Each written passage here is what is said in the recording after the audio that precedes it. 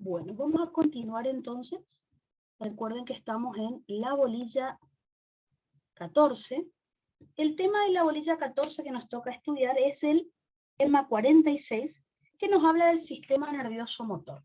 Recuerden que en la bolilla anterior, que era la bolilla 13, nos tocaba estudiar el tema, todo lo que sea el sistema nervioso sensitivo. Bueno, acá nos toca hablar del sistema motor voluntario, que recuerden que es el que controla el músculo estriado esquelético. Recuerden, tenemos que hablar entonces del sistema nervioso somático, que controla el músculo estriado esquelético, que es voluntario. Acuérdense que a diferencia del sistema nervioso autónomo, el sistema nervioso autónomo es involuntario. Este es voluntario, o sea que se puede controlar a partir de la corteza cerebral. El sistema nervioso autónomo, recuerden que estaba formado por una vía bineuronal, o sea, desde la médula espinal hasta llegar a la víscera correspondiente teníamos dos neuronas, que era la neurona preganglionar y la neurona postganglionar. En cambio el somático, recuerden que es mononeuronal, es decir, desde la médula hasta llegar al músculo esquelético tenemos una sola neurona, que es la alfa-motoneurona. Así que a eso se refiere con sistema motor voluntario e involuntario. El sistema nervioso somático, recuerden que es voluntario si la señal viene de la corteza cerebral, y va a ser involuntario si solo hablamos de reflejos que provengan de la médula espinal, por ejemplo, que también los vamos a ver.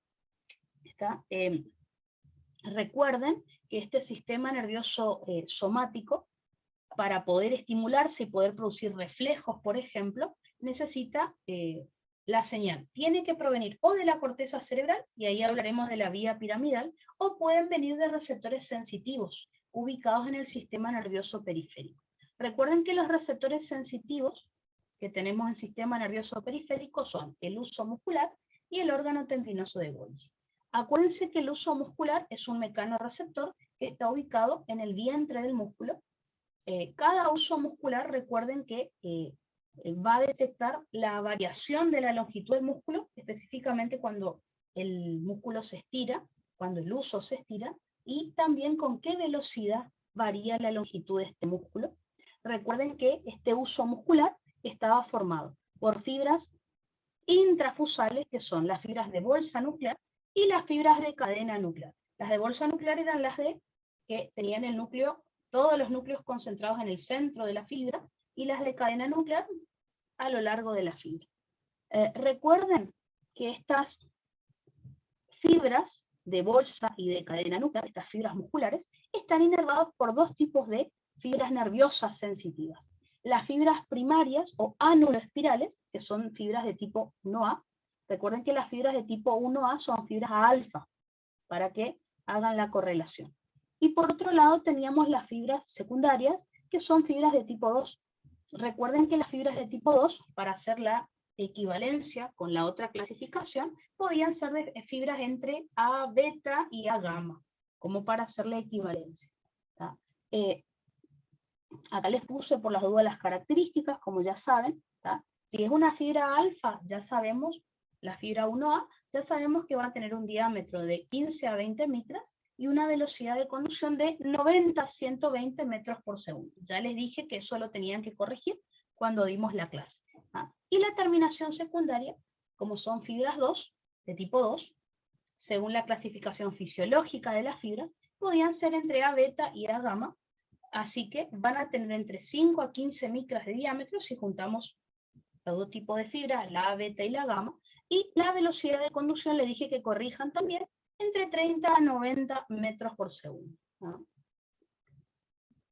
Recuerden, este tipo de fibras puede producir una respuesta estática o dinámica. Recuerden, si las fibras se distienden lentamente, luego la respuesta tendrá que ser la contracción lenta de esas fibras. Ahí será una respuesta estática. En cambio, si las fibras musculares se estiran rápidamente, la respuesta motora por parte de la médula va a ser la contracción rápida de esas fibras. Por eso ahí va a ser una respuesta dinámica. Esa va a ser la diferencia nada más, que es lo que estamos estudiando acá. Así que, fíjense, ¿cómo funcionaría este reflejo que se va a activar por los usos musculares. Recuerden entonces, si se estira, ya sea rápido o ya sea lento, digamos, estas fibras del uso muscular, recuerden que se va a generar una señal sensitiva o aferente que va a ingresar por el asta posterior de la médula espinal a través de las fibras de tipo 1A o a través de las fibras tipo 2. Cuando llegan por el asta posterior de la médula espinal, recuerden que van a hacer sinapsis con interneuronas. Estas interneuronas, a su vez, van a estimular a fibras, a neuronas motoras, que pueden ser alfa-motoneuronas y gamma-motoneuronas. En el caso de las alfa-motoneuronas, recuerden que van a producir una señal motora o eferente que va a inervar a las fibras musculares extrafusales, o sea, las que están fuera del uso para que se contraigan. Y ahí hablaremos de placa neuromuscular que también me pide acá. Eso es lo que nosotros estudiamos en primer era cuando estudiamos placa neuromuscular. Por otro lado, vamos a tener también a gamas motoneuronas. Las gamas motoneuronas van a salir también por el asta anterior de la médula espinal, pero van a estimular la contracción de las fibras musculares intrafusales, o sea, las que están dentro del uso muscular. Si yo estoy diciendo que la neurona es una alfa-motoneurona, lógicamente me doy cuenta que la fibra que va a conducir el impulso es una fibra A-alfa, es decir, una fibra mielínica que tiene un diámetro de 15 a 20 micras y una velocidad de conducción de 90 a 120 metros por segundo. Si yo digo que el impulso nervioso sale por una fibra, por una neurona gamma, una motoneurona gamma, lógicamente el impulso nervioso va a viajar por una fibra mielínica también, que va a tener un diámetro de 5 a 10 micras y una velocidad de conducción de 30 a 60 metros por segundo. ¿Tá? Recuerden que eso siempre ya lo hemos dado en las clasificaciones. ¿De qué les estoy hablando acá entonces? En ningún momento les hablé de la corteza cerebral, así que por lo tanto esto es involuntario. Esto es un reflejo, recuerden que se llama reflejo miotártico o arco reflejo, que aparece acá entonces. Dentro de los reflejos aparecen los arcos reflejos. ¿Qué les va a preguntar el profe acerca de esto? El profe les va a preguntar cómo podrían evaluar en un paciente los arcos reflejos. Recuerden que esto se evalúa con los reflejos osteotendinosos. Ahí le pueden hablar, por ejemplo, del reflejo rotuliano o patelar, del reflejo bicipital, el tricipital, del reflejo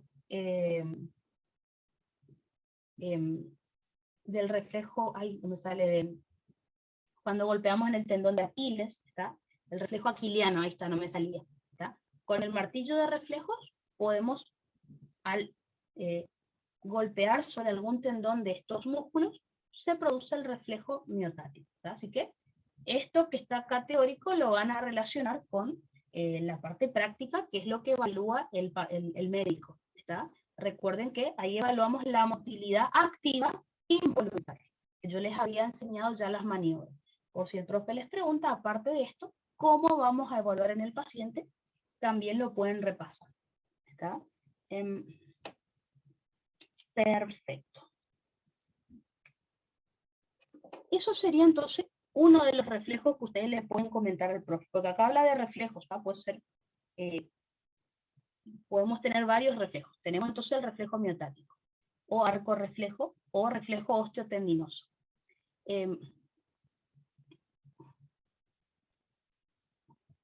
Otro de los receptores sensitivos que me puede ocasionar un reflejo, que es el reflejo tendinoso de Golgi, ya vamos a ver, es el órgano tendinoso de Golgi. Acuérdense que el órgano tendinoso de Golgi es un mecanorreceptor encapsulado que está ubicado en los tendones de los músculos.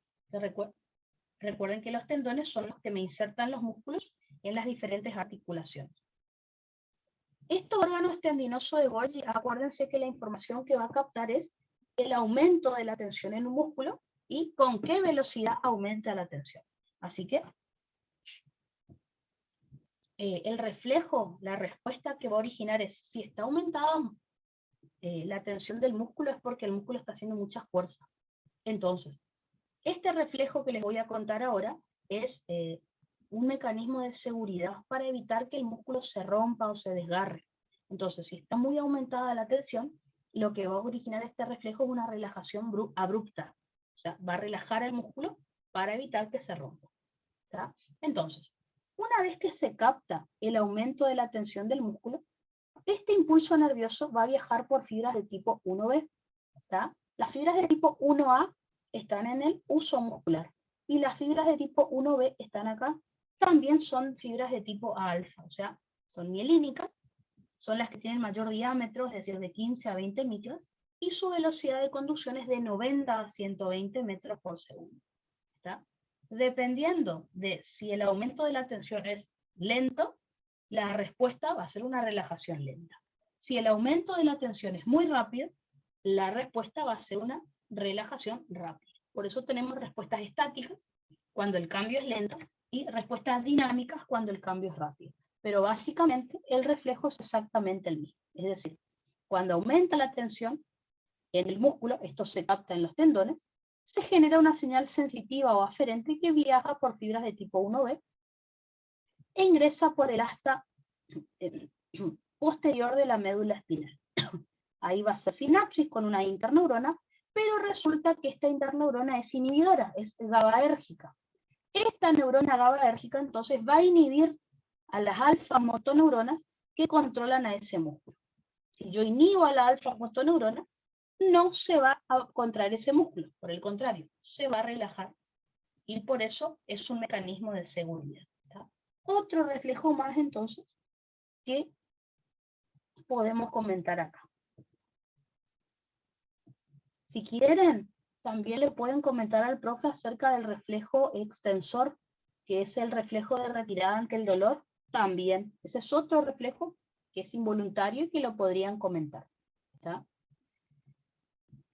Recuerden, los reflejos miotático o arco reflejo, recuerden que se evalúa con el martillo de reflejos para detectar los reflejos osteotendinosos.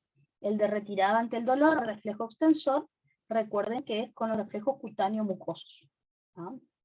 Que son los dos tipos de maniobras que yo les enseñé.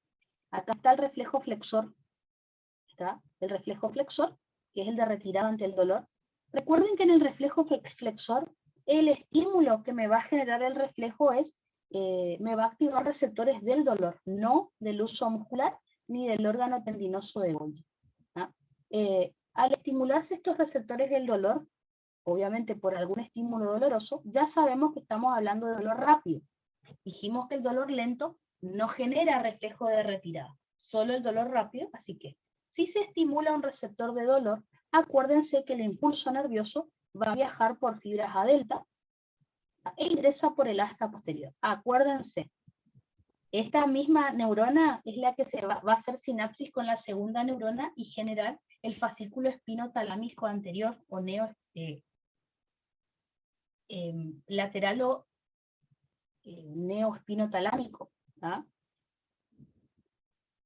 Y ahí vamos a sentir dolor, pero fíjense que al mismo tiempo hace sinapsis con otra interneurona. La interneurona me va a estimular a alfa-motoneuronas para que contraigan el músculo esquelético que está cercano a la zona donde se generó el impulso doloroso. ¿Para qué? Para retirar esa zona, contraer músculos en esa zona para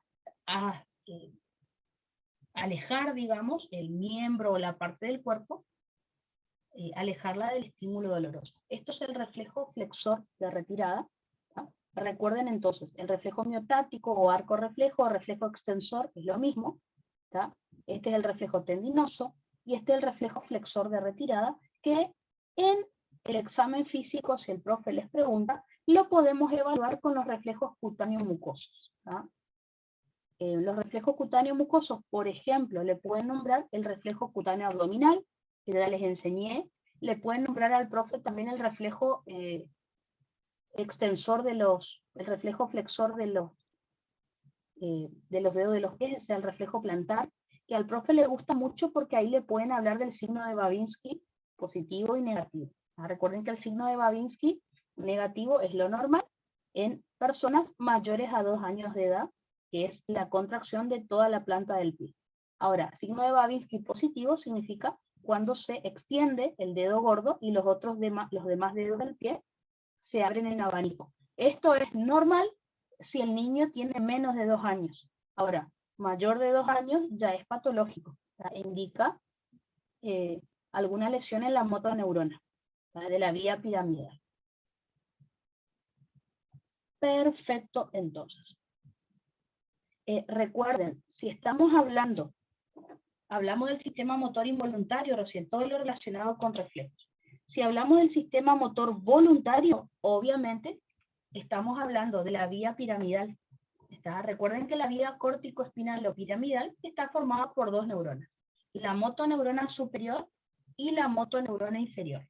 La motoneurona superior, recuerden que va desde la corteza motora, que está en el lóbulo frontal, si ustedes recuerdan, por delante de la cisura de Rolando. Estoy hablando de el área 4 y 6 de Brodmann.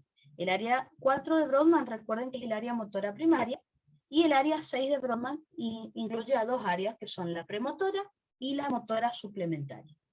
De aquí, entonces, donde surgen las neuronas piramidales, que son las motoneuronas superiores, atraviesan el espacio que hay entre el núcleo caudado y el putamen, que son los 2 ganglios de la base, desciende hasta el bulbo y ahí se decusa. No hace sinapsis con otra neurona, sino que se decusa.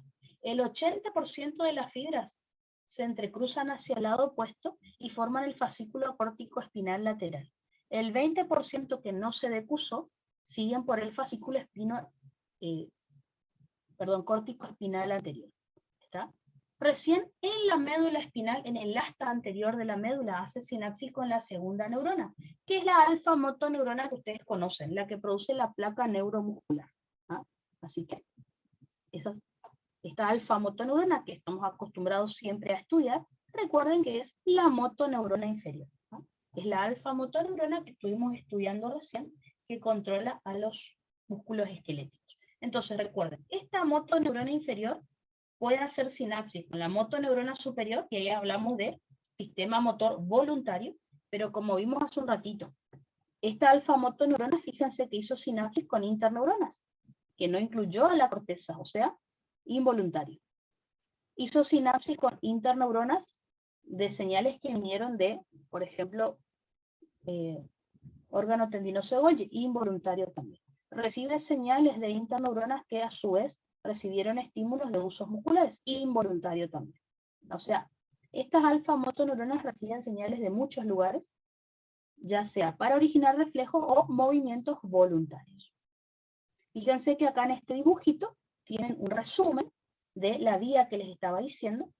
Supongamos que acá estamos del lado derecho del hemisferio cerebral derecho. La motoneurona, fíjense que desciende hasta el bulbo raquídeo.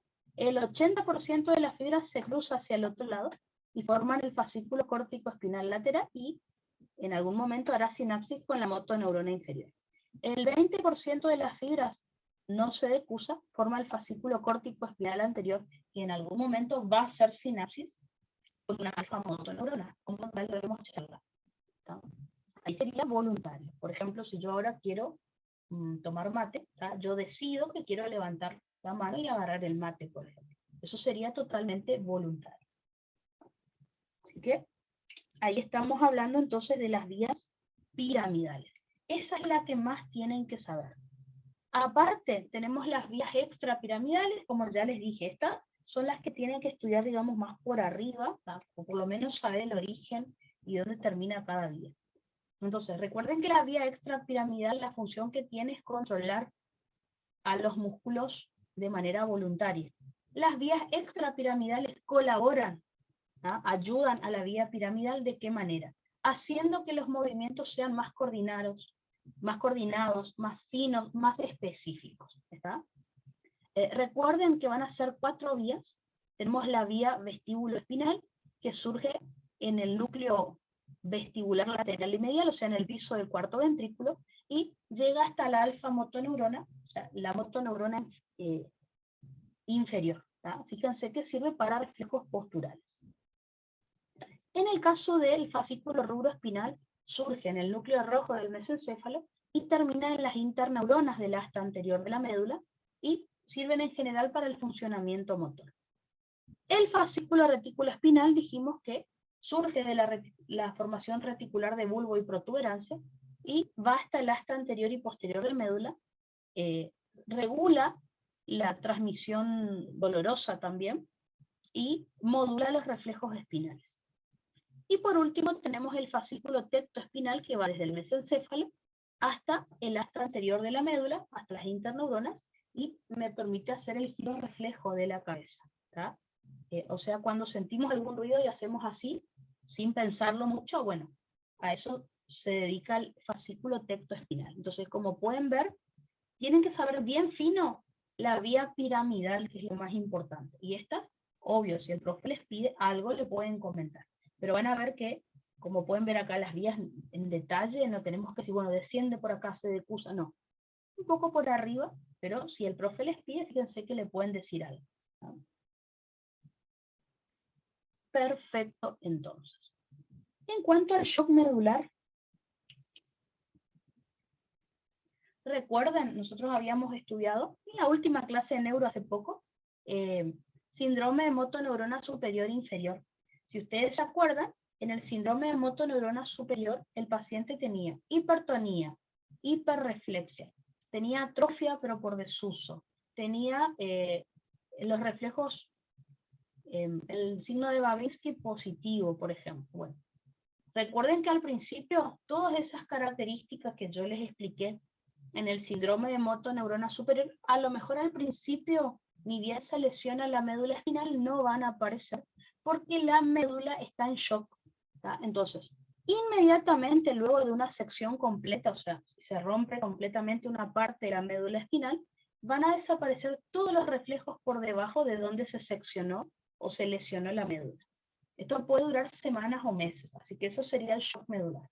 Pasadas estas semanas o estos meses, los reflejos espinales lentamente comienzan a aparecer y suelen ser más intensos que los normales. Por eso decimos que el paciente tenía hiperreflexia e hipertonía. Así que eso sería el shock medular. Recuerden, en cuanto a las funciones motoras de la médula espinal, que dice acá, acuérdense que nos estamos refiriendo a el control motor voluntario, que habíamos explicado recién de los músculos, después que eso es consciente. Recuerden que también podíamos realizar movimientos estereotipados, que eran subconscientes. Por ejemplo, al principio recuerden que los movimientos estereotipados son conscientes, por ejemplo, cuando aprendemos a manejar un auto o una bicicleta, pero después, cuanto más entrenamiento tenemos y más lo realizamos, más fácil se hace poder realizar ese movimiento. Sigue siendo voluntario, pero más subconsciente. Y después todo lo que sea reflejos, que son totalmente involuntarios, que estuvimos viendo recién. Los reflejos, las posturas. La postura, recuerden que es voluntario, pero es subconsciente también. Otra de las funciones entonces que tenía era para darle rigidez a las articulaciones. De esa manera también podemos mantener la postura. Perfecto, entonces eso sería en cuanto a las funciones de la médula, que fíjense, pueden darle al profe algunas características, ¿ven? En cuanto a la función, como les dije, los reflejos que son involuntarios, vimos el reflejo flexor de retirada ante el dolor, por ejemplo, otros reflejos como el miccional, el de la defecación, hay un montón de reflejos que pueden surgir de la médula espinal. Y transmisión de información desde centros superiores. ¿Tá? Recuerden que la médula contiene vías ascendentes y descendentes. Ahora estamos viendo las descendentes. Y por último, el último tema que me pide acá es la placa motora. Estamos hablando de la placa neuromuscular o sinapsis mioneural. Es como que mezcló acá el profe un poquito de neuro, del final, con un poco de primera era, que es de músculo esquelético. Pero bueno, es neuro.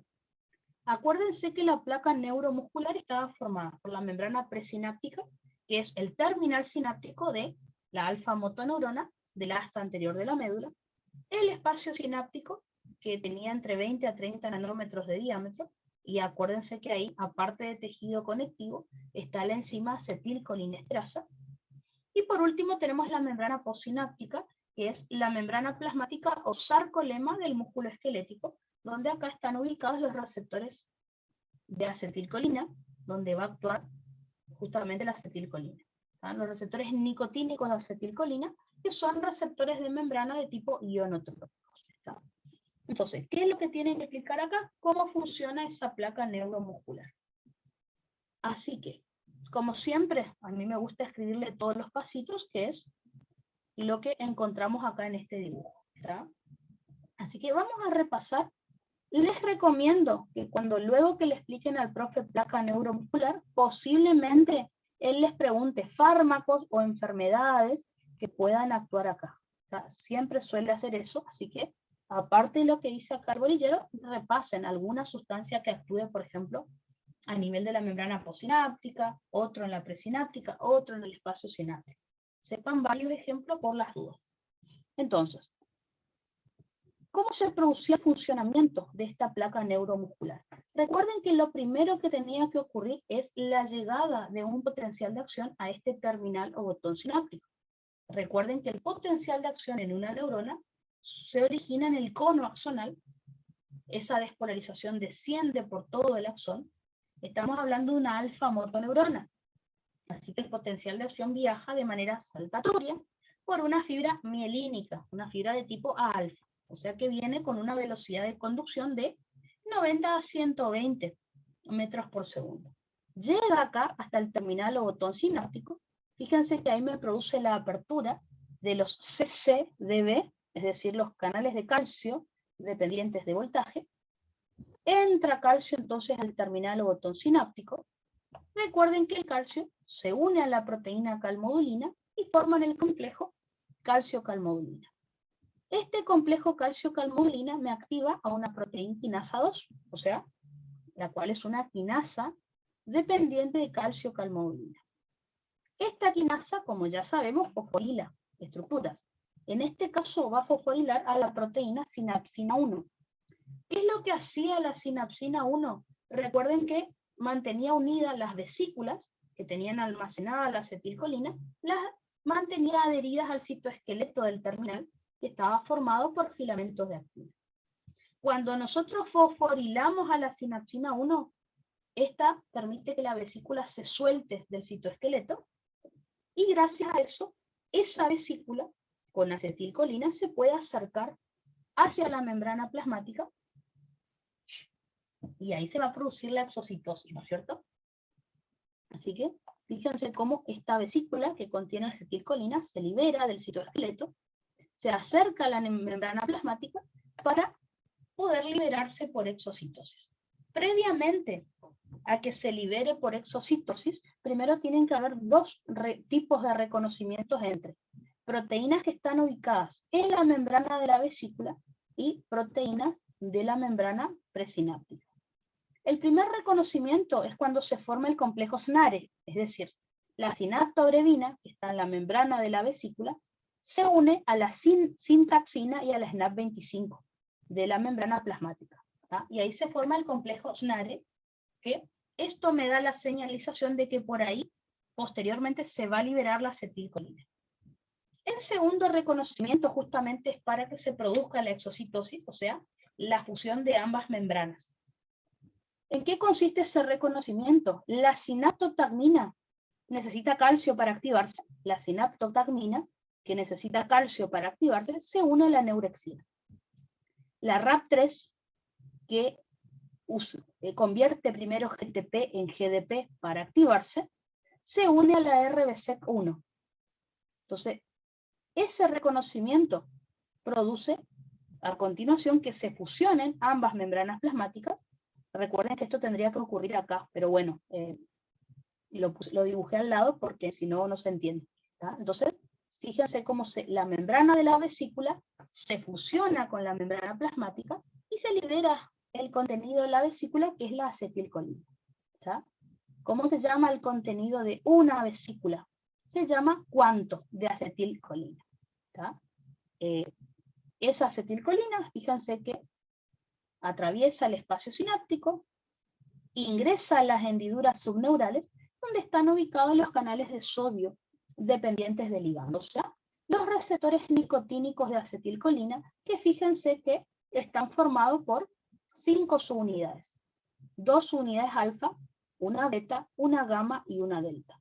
Las unidades alfa, recuerden que son las que tienen los sitios activos para la acetilcolina, así que son 2 sitios activos, necesito 2 acetilcolina por cada receptor nicotínico, que es un canal de sodio. Así que cuando las 2 acetilcolinas se unen al receptor nicotínico de acetilcolina, recuerden que la compuerta M o compuerta de activación de ese canal de sodio se va a abrir y el sodio ingresa al interior del músculo, como siempre, por transporte pasivo, difusión simple. Como están ingresando cargas positivas al interior del músculo, fíjense que esto va a hacer que el interior de la membrana adquiera carga positiva o el voltaje ascienda hasta alcanzar el umbral. Recuerden que a esto se le llama PPT, es decir, potencial de placa terminal, que es un prepotencial, es un potencial subumbral. Obviamente, por la ley del todo o nada, si alcanzamos el umbral, se va a producir un potencial de acción. Si no, no va a ocurrir nada. ¿Tá? Y ahí relacionan esto que hemos visto acá con la otra bolilla bastante anterior que dimos, que era lo del acoplamiento éxito-contráctil. ¿Se acuerdan? Esta despolarización localizada, que es el potencial de placa terminal, recuerden que se produce en la hendidura sináptica. Ahora, si alcanza el umbral, se van a empezar a activar canales de sodio dependientes de voltaje del resto del músculo, y ahí se produce el acoplamiento éxito-contráctil que ya hemos estudiado. ¿Tá? Como para enganchar los temas, si les llega a tocar el músculo, lo relacionan así. Acá lo estamos viendo por neuro. ¿Tá? Así que acuérdense, todos los pasitos que les estuve repasando, ya saben que está todo escrito para que, por si se olvidan algo, lo puedan repasar. Fíjense que acá la acetilcolina me terminó abriendo esos canales de sodio que les conté recién y me producen el potencial de placa terminal. Ahora, la acetilcolina va a permanecer unida al receptor nicotínico solamente por 1 o 2 minutos. Luego de eso, pierde afinidad por el receptor, se suelta y al salir hacia el espacio sináptico es atacado por la enzima acetilcolinesterasa, que me degrada a la acetilcolina en acetato y colina. El acetato difunde a los líquidos corporales y se pierde. La colina puede ser recaptada por la membrana presináptica por medio del cotransportador sodio-colina. Así que fíjense, por las dudas, como les dije, repasen qué sustancias pueden actuar acá para afectarme a la placa. Por ejemplo, la enfermedad de Eaton-Lambert, si ustedes se acuerdan, se formaban anticuerpos contra este canal de calcio y lo inhibía. Por eso el paciente tenía debilidad muscular. Por ejemplo, la latrotoxina alfa, que era el veneno de la araña viuda negra, recuerden que me formaba poros acá en la membrana y entraba calcio también, exceso de calcio, como si fueran los canales de calcio. Así que se liberaba mucha acetilcolina, por ejemplo. O sea, ustedes busquen lo que más cómodo les resulte, pero dimos muchas sustancias. Por ejemplo, la toxina botulínica me destruía estas proteínas del complejo SNARI acá. Por eso no se liberaba acetilcolina. Si era el Botox, me inhibía por unos meses estas proteínas del complejo SNARI. Por ejemplo, el hemicolinio me inhibía acá el cotransportador sodio-colina. Los fármacos anticolinesterásicos, como el cloruro de hidrofonio, neostigmina, fitostigmina, me inhibían a la acetilcolinesterasa. El curare, la saxitoxina, la tetradotoxina, la alfa-bungarotoxina, me inhibían a los canales de sodio, al receptor nicotínico. La nicotina me estimulaba al receptor nicotínico y así. Obviamente, luego de esto, aparte del mecanismo de acción, recuerden, si el profe les pregunta, ¿qué pasa con la fuerza muscular? ¿Aumenta, disminuye? Bueno, eso es lo importante. ¿Ah? En los orales suele pasar eso. ¿Ah? Están explicando esto y dicen, bueno, ¿me podéis decir alguna sustancia, algún fármaco que me actúe sobre la placa neuromuscular? Y ahí ustedes le cuentan. ¿Ah? Perfecto, entonces.